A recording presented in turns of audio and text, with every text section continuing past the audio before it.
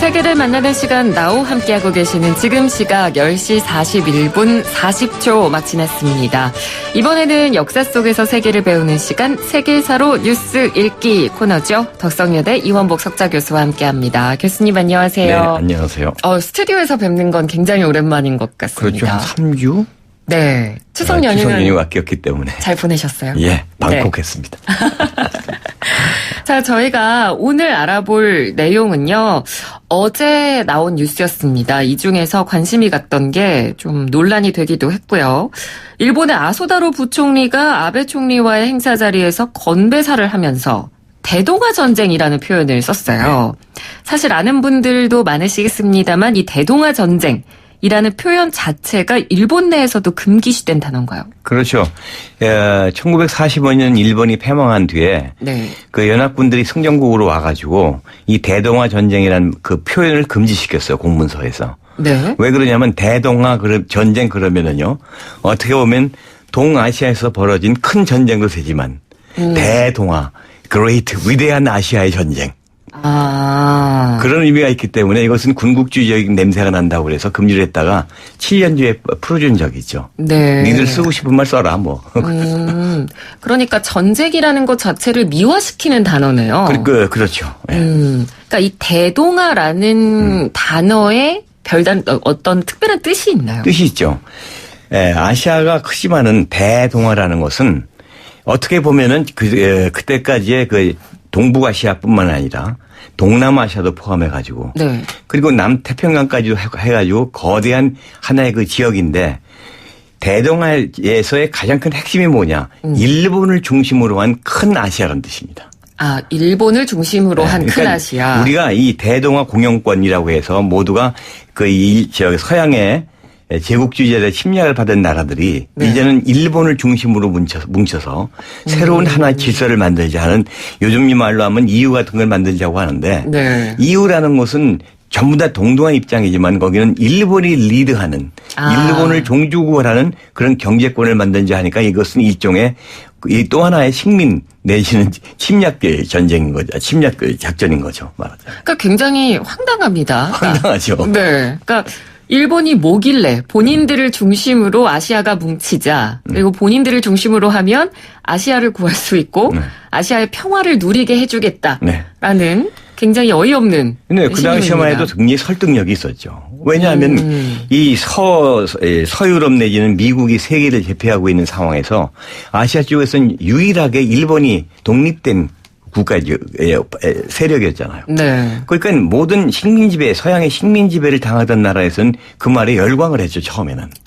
왜 그러니까 우리는 프랑스, 영국, 그다음에 네덜란드, 미국의 식민지배를 받고 있는데 네. 우리가 거기서 벗어나서 일본과 같은 선진국을 따라가지고 하나의 거대한 경제권을 만든다는 것은 대단히 정말 우리가 원하던 바다. 그래서 크게 환영했습니다, 처음에는. 근데 이제 정작 일본이 들어와서 보니까 몇 달도 안 돼서 뽀록이 난 거죠, 정체가. 그게 대표적인 게 태국입니다. 태국이요? 태국은 이제 이 식민지배를 안 받았거든요. 영국하고 불란서에 사회했기 때문에 이것은 완충지대로 놔줘야 해가지고 네. 식민지배를 안 받았어요. 그럼에도 불구하고 이제 전쟁이 2차 대전 터지니까 일본하고 같이 대동아 공영권의 하나의 중심 역할을 했는데 네. 일본이 오고 보니까 완전 착취세력이 더 심한. 그래가지고 그때 그 대표자가 한 얘기가 일본을 알고 보니까 오로지 자기들만 아는 극단적인 이기적인 국가이더라 해가지고 완전히 돌아선 거 아닙니까? 그러니까 그 이후부터 그렇죠. 전체가 일본이 들어오자마자 중국 물론이고 조선 그 당시에 내지는 동남아 할 것 없이 전부 반일 투쟁으로 돌아선 겁니다. 네. 그러니까 딱 봐도 이게 뭔가 좋은 의도가 아니라 식민지를 만들려는 그런 검은 속내가 드러나 있다는 것을 알았기 때문에 그렇습니다. 상당히 거부감이 들었을 것 같고요. 그래서 이렇게 금기시된 언어임에도 불구하고 당연히 아소다로 부총리도 이런 부분을 알고 있었을 텐데. 알고 있죠. 굳이 공식 석상에서 이 표현을 쓴 이유는 뭐라고 봐야 될까요? 그 일본의 그 우파들에게는요, 항상 그런 인식이 지금도 DNA처럼 자리 잡고 있어요. 네. 일본의 역사는 빛나는 것이고, 그리고 이 아시아에서 오직 우리만이 이 역사가 찬란했다 이거죠. 그리고 우리가 2차 대전은 졌지만은 전 세계를 대상으로 전쟁까지도 한 나라고. 네. 그리고 90년대에는 미국을 따라잡을 경제 세계 2위에 그런 대국이 된 적도 있었다.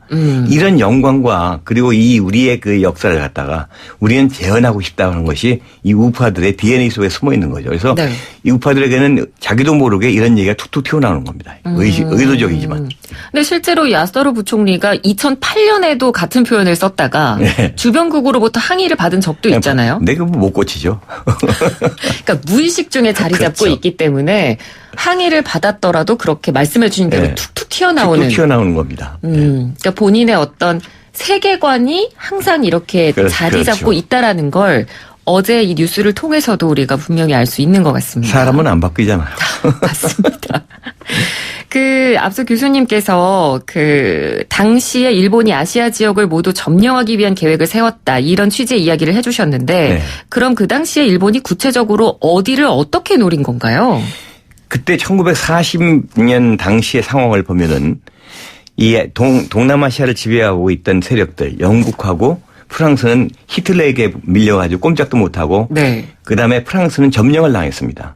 네덜란드도 당연히 점령을 당했죠. 네. 그때 남아있는 것이 유일하게 미국은 점령을 안 당했는데, 이때 보니까는 이 동남아시아의 그 세력의 공백 시간이 생긴 거예요, 공백이. 그러니까 영국하고 프랑스가 전혀 개입을 못하는 거예요, 네덜란드가. 네. 그러니까 인도네시아, 인도차이나, 그다음에 버마, 이쪽 타이, 이쪽을 일본이 볼 때는 완전히 이것을 우리가 먹을 수 있는 찬스가 아니냐 하는 것이 1940년도의 그 상황이었거든요. 네. 근데 여기에 한 가지 사연이 있습니다. 1936년인가 7년에 할흰골 절투라고 들어보셨습니까? 처음 들어봅니다. 처음 들어보시죠. 이게 네. 굉장히 중요한 겁니다, 역사에서. 일본이 원래는 중국을 만주를 먹고 네. 시베리아까지 가려고 그랬어요. 네. 북방 정책을 했습니다. 네. 그런데 할흰골이라는 몽고하고 접경지대에서 소련군하고 큰 전투가 벌어서 6개월간인가. 그때 일본이 대패를 해요. 주코프 장군한테. 그래서 북방 정책을 포기하고 남방으로 눈을 돌린 겁니다. 네. 그래서 이제 이 일본의 경우는 북방은 아니고 만주로 만족을 하고 만주와 중국 점령한 지역 일부 중일 전쟁 통해서 그다음에 동남아를 이어가지고 이게 아시아 대아시아 공영권 대동아 공영권을 만들자는 그런 상황이었죠. 네.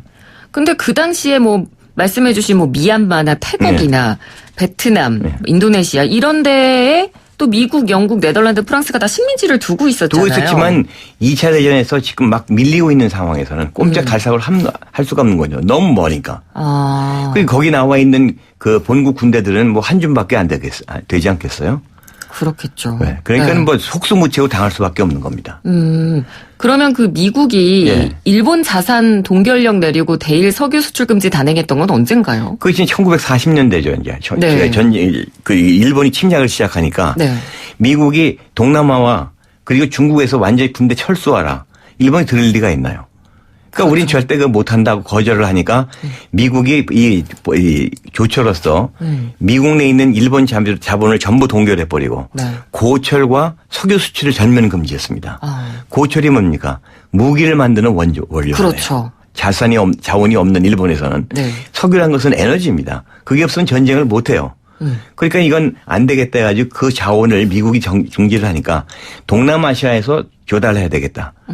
자, 그렇다면은 동남아시아에 우리가 그걸 침략을 해서 그것을 빼앗고 오면은 필리핀과 연결되어 있는 미국이 가만히 있겠느냐. 칠 거라는 거죠. 그러니까 일본 사람들은 원래는 미국하고 전쟁을 원하지 않았어요. 네. 우리가 하면 진다는 거 하거든요. 국력이 7배에서 10배까지 차이가 나는 그런 나라하고 자원 하나 없는 일본에서 어떻게 이걸 거인을 상대합니까?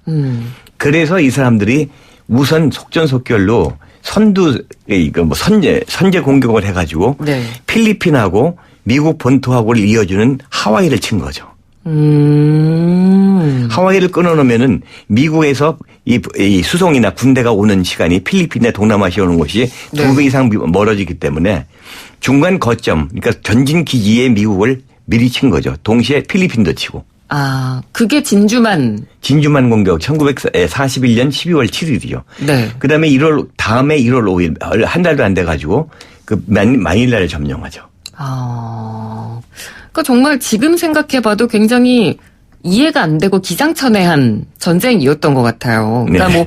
당시에 뭐 굉장히 격차도 이렇게 많이 나고 그리고 심지어 일본에서 하와이까지 거리도 굉장히 먼데 왜 굳이 하와이까지 가서 그러니까 이런 일을 했을까? 하와이를 치지 않으면은 미국 본토에서 건너온 군사물자와 병력이 네. 하와이에서 곧장 동남아시아 일본 그렇죠. 쪽으로 오기 때문에 반드시 치지 않으면 끊어놓지 않으면 안 될 보급 전략기지였던 거죠. 그럼 진주만 폭격 이후에 그 일본이나 뭐 진주만 내에서 그런 피해들은 어느 정도 있었나요? 진주만 뭐 수천 명 죽고 우리가 영화에서 자주 보지 않았습니까? 진주만이란 영화도 네. 있었죠. 그런데 이제 문제는 그게 실패했어요. 진주만 공격에. 왜 실패했냐면은 해군 주력기대 그 미주리함이나 몇 개 그 대형 그 순양함이나 구축함이 침몰은 됐지만은 해군에서 제일 중요한 게 항공모함입니다. 그렇죠.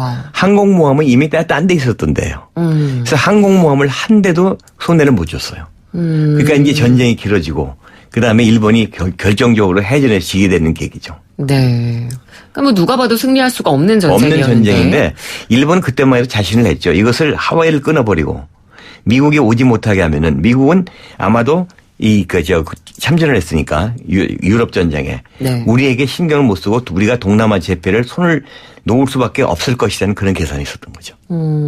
독일을 좀 믿은 구석은 독일 없었을까요? 믿었죠. 그때만 해도 독일이 승승장구하고 그러니까요. 그때 한참 스탈린그라드 전춘이 이 소련 침공해가지고 굉장히 지금 그 유럽 상태가 네. 긴박하고 독일이 최고 막강했던 시대였거든요. 근데 실질적으로 독일하고 이탈리아하고 동맹국이고 일본도 동맹국이었지만은 이 세 나라가 일본하고 직접적인 군사 원조를 한 적은 거의 없어요. 떨어진 것도 있지만 서로 따로 노는 거죠. 우리는 아시아, 여기는 유럽. 네. 그래서 히틀러가 그렇게 그 일본에게 요청을 했거든요. 소련을 쳐라. 그래야지 우리가 러시아를 치고 소련을 치고 서쪽에서 치고 네가 동쪽에서 치면 우리는 전쟁을 빨리 끝낸다. 그런데 일본은 할린권 전투에서 진 패전에 쓰라는 경험이 있어가지고 소련하고 불가침 조약을 맺어요. 그래가지고 그 조약을 지키는 바람에 이 동쪽에서 공격이 없기 때문에 이 소련은 서쪽 독일하고의 전쟁에 올인할 수 있었기 때문에 승리를 이끌 수 있었던 겁니다. 아, 그렇군요. 그러니까 좀 어떻게 보면 그런 허황된 생각이 오히려 더 국가 전체 판단 능력을 마비시켰던 것 같기도 해요. 네. 알겠습니다. 저희가 오늘은 또 이렇게 대동아 전쟁을 계기로 그 당시의 역사에 대해서 한번 짚어보는 시간 가져봤습니다. 오늘 말씀 잘 들었습니다. 네, 고맙습니다. 감사합니다. 지금까지 이원복 석좌교수였습니다.